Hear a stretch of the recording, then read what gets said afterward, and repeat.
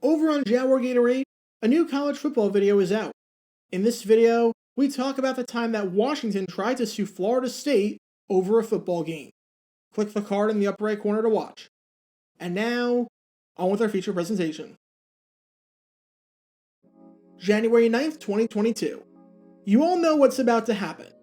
It's week 18 of the NFL season, and we have a battle between the Los Angeles Chargers and the Las Vegas Raiders on Sunday Night Football in front of a national television audience on NBC.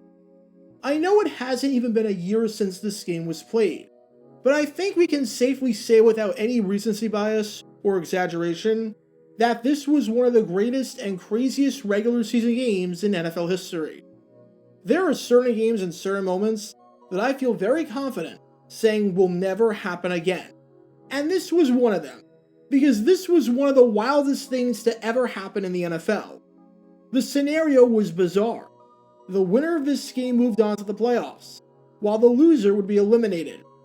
However, if the two teams tied, then both teams would advance.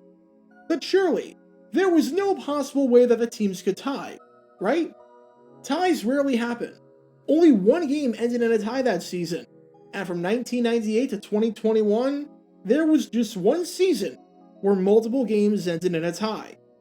And yet, this game nearly ended in a tie, with both teams advancing and the Pittsburgh Steelers being eliminated. Because had it not been for a 47-yard field goal by Daniel Carlson, with no time left, to give the Raiders a crazy 35-32 victory, in a game where the Raiders led by 15 points with 4.5 minutes left, the game would have ended in a tie. But as hysterical and as crazy as a tie would have been there to send both teams to the playoffs, and let's be honest, it would have been the craziest final regular season game in NFL history.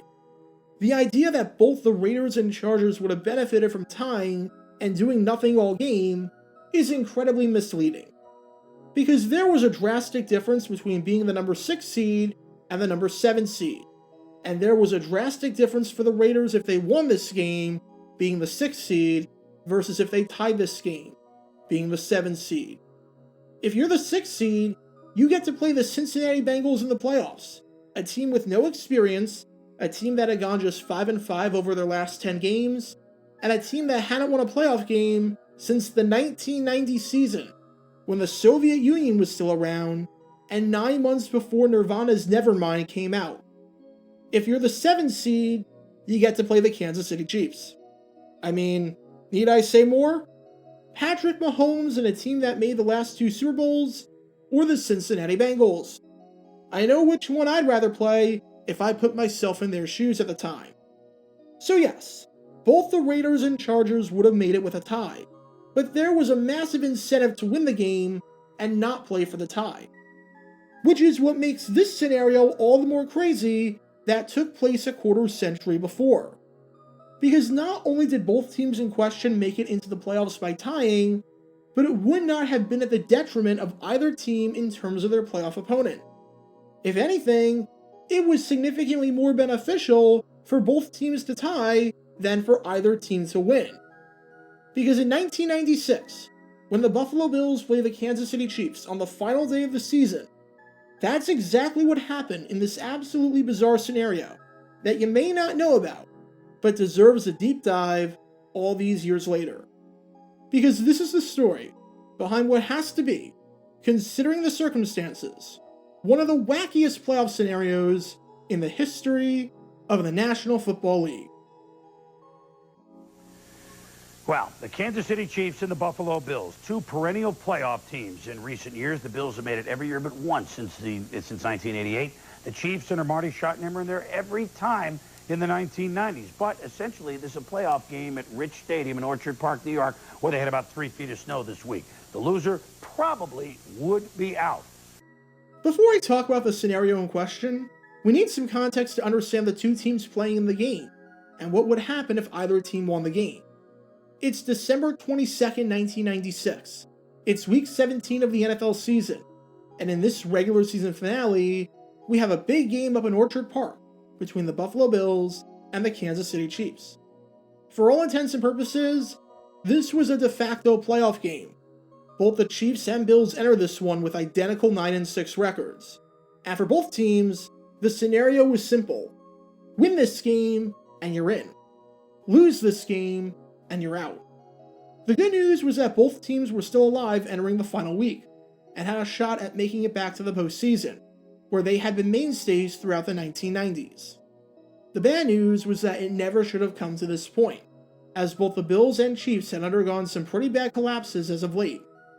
The Bills started the season off with a 9-3 record, and were not only leading the AFC East, but were in a prime position to get a first-round bye. However, they had lost 3 straight, and now their playoff hopes were hanging on by a thread. Meanwhile, the Chiefs started the season off similarly hot, being 8-3 through 11 weeks, and 9-4 through 13 weeks. However, after losing 2 straight games to drop to 9-6, they were also entering this game on a noticeable slump. It's survive and advance for these two struggling teams, hoping to get some sort of momentum heading into the postseason, and hoping to keep their season alive. However, what was unique about the AFC playoff picture through 15 weeks was that outside of the division winners, there weren't any wildcards or any teams that had clinched a playoff spot. You had 4 teams fighting for 3 spots, with those teams being the 2 9-6 teams playing in this game, the Bills and the Chiefs, the 9-6 Indianapolis Colts, and the 8-7 Jacksonville Jaguars. And because of that, you might have noticed something funky when it came to the standings. Let's assume that the Jaguars, who if the season ended entering the final week, would be the number 7 seed and would be on the outside looking in, ended up winning their game against the Falcons to go to 9-7. Well, a 9-6-1 record tops that, as that's a better winning percentage. Considering that whether or not you can clinch a playoff spot is based off of what the team below you in the playoff picture does, this meant that under no situation could the Bills or Chiefs miss the playoffs if they tied in Week 17. And wouldn't you know it? They played each other in Week 17. In other words, while a win gets one team in, a tie would get both teams into the playoffs. Now, in fairness, neither the Bills nor the Chiefs were even thinking about tying. They knew the scenario at hand, obviously, but they weren't going to play for a tie and do absolutely nothing. Said Chiefs center Tim Grunhard, "We lose, we're out. That's the way we're looking at it." Echoing similar sentiments about wanting to play for the win was his teammate, linebacker Tracy Simeon, who said on tying, "That's not an option in our minds. We need a win for sanity's sake." However, as if a tie-in scenario on the surface wasn't already crazy enough, here's the truly crazy part. Unlike the Raiders-Chargers scenario from 2021, where there was a clear incentive to win for seeding purposes, in 1996, it actually seemed on paper like it would benefit the Bills and the Chiefs to tie the game and not play for the win. What do I mean by that? Well, allow me to explain this absolutely bizarre and wacky scenario. Suppose either team won the matchup, meaning that they got the other team eliminated from the postseason. This meant that they would get to face one of 2 teams in the wildcard round. Option 1 was to face this team right here, the Jacksonville Jaguars. Yes, they were only a second-year team, and no, they didn't command a ton of respect around the league. But why the heck would you want to play the Jaguars? They would have gotten into the playoffs having won 5 straight games, going from 4-7 to 9-7. The last thing you want to do is face a team with momentum on their side, and a team that's red hot, especially when you yourselves are in the middle of a cold streak. But most importantly, neither the Bills nor the Chiefs ever played the Jaguars before. This means that you have no game plan, you have no sense on how to play them, and you're experimenting in the playoffs by playing a team that you have no idea what they're about. It's a risky move, and sure, you'll be favored in the game, but you're going up against the unknown.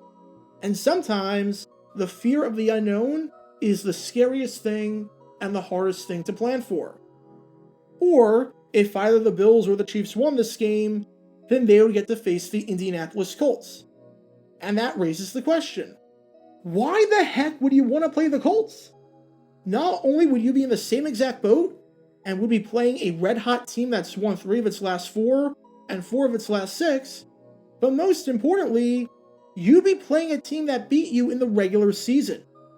The Colts, in their last meeting against the Bills, won 13-10 in overtime, and even though the Bills won the first game in Week 6, that one also went into overtime. And the week before this Bills-Chiefs game, in Week 16, the Colts played the Chiefs on the road at Arrowhead Stadium and won 24-19, with the Colts never trailing at any point. If you play the Colts, you play a team that, if you're the Chiefs, had beaten you twice in the last 12 months on your home field, dating back to last year's postseason. And if you're the Bills, had taken you to overtime in each of the last 2 meetings. That's not an easy feat by any means. Compare that to what happens if you tie, meaning that because the Colts lost their final game of the season, you become the number 4 seed and the number 5 seed, and that means that you play each other. You just get a rematch. Theoretically, if you truly colluded, not that it would ever happen, you could rest your starters, give your guys a week of rest that they desperately need at this point in the season, and take a de facto bye week. Playing the Bills or Chiefs, with your opponents struggling as of late and getting to take some time off to get guys healthy for a deeper playoff push, playing the Jaguars, a hot team that you never played before, or playing the Colts, a hot team that has your number. Which of the 3 options would you prefer? Thought so. It makes a ton of sense, practically speaking, to play for the tie. You both get in the playoffs, and you both get a quote-unquote easier and colder opponent. For those wondering, Buffalo would own the tiebreaker in terms of who would host this wildcard game. Head-to-head would be a wash due to the tie. The next tiebreaker of common opponents would also be a wash due to both teams being 2-2 against the common opponents of the Colts, Steelers, and Seahawks, and the Bills would win the next tiebreaker based on point differential in conference games, with the Bills boasting a +4 differential versus a -22 differential for the Chiefs. To learn more about playoff tiebreakers in the 90s, click the card in the upper right corner. And it's not like this was some insane hypothetical that I'm only coming up with more than a quarter century later. This was reported by a ton of newspaper outlets. Here's just a sample size. Here's one writer saying that the 2 teams should tie, and should meet at midfield during the coin toss, and say that they should do nothing and play to a 0-0 scoreline. Here's another writer saying that the Bills and Chiefs can afford to tie, and just let neither team walk away with the win. In other words, even though this was incredibly unlikely, seeing as a tie hadn't happened since 1989, and back then, it was first possession wins, as you play 15 minutes, it was well within the realm of possibility, and well within people's minds, that the best thing for both of these teams to do, not just for each other, but for themselves as well, was to tie the game. However, unfortunately, as you could probably tell based on the fact that this scenario has been largely forgotten throughout NFL history, since it never materialized, the tie did not happen. It wasn't as though it was out of the realm of possibility. At halftime, the Chiefs led it 6-3, and after 3 quarters, the Chiefs led it 9-6, with neither team finding the end zone. Even though the score was never tied at any point outside of 0-0 at the start of the game, the fact that this was a low-scoring affair where neither team could find the end zone, and was staying within 1 field goal and within tieable numbers, left people thinking that maybe, just maybe, there was a chance for this wackiness to happen. But after 2 touchdown passes by Jim Kelly in the 4th quarter, with one being a 4-yard pass to Tony Klein, and the other being a 4-yard pass to Quinn Early, the Bills won in front of their home fans, and took it by a final score of 20-9, clinching a playoff spot, ending Kansas City's chances at making the playoffs, and setting up a date with the Jacksonville Jaguars for the first time ever. I should note that the Jags beat the Bills, and became the only team in NFL history, to this day, to beat Buffalo on the road in an NFL playoff game. So I'm just saying, the Bills could have easily avoided this if they gave the people what they wanted, which was chaos, and tied the Chiefs. But I digress. Ties in football are rare, and few people like them. Both sets of fans and players feel dissatisfied after a tie, and there's a reason that people say it's like kissing your sister, because it's super gross to even think about. But in 1996, it was a bit of a different story when it came to the thoughts about a tie. Because this crazy scenario was on the forefront of everyone's mind when the Bills and Chiefs could have played to a draw, and could have both walked away happy. Because on this final day of the 1996 season, in their quest to win the war, the best strategy for the Bills and the Chiefs was quite possibly to tie the battle. Get your official Jaguar Gator 9 merchandise by going to jg9shop.com, and be sure to like this video, ring the notification bell, and subscribe down below if you haven't already, as it helps the channel out a lot. And be sure to check out Twitch every Wednesday night at 9 p.m. Eastern for your chance to play NFL Trivia and win cash prizes. Link in the description below. If you want to see videos like this condensed down to 60 seconds, then follow me on TikTok at Jaguar Gator 9. To see college football videos, subscribe to Jaguar Gator 8. To see highlight videos of players throughout the history of the NFL, subscribe to JG9 Highlights. Also, special thanks to all of our Patreon supporters for helping out the channel. Your support is greatly appreciated. So you can become a patron and request future video topics in the description below.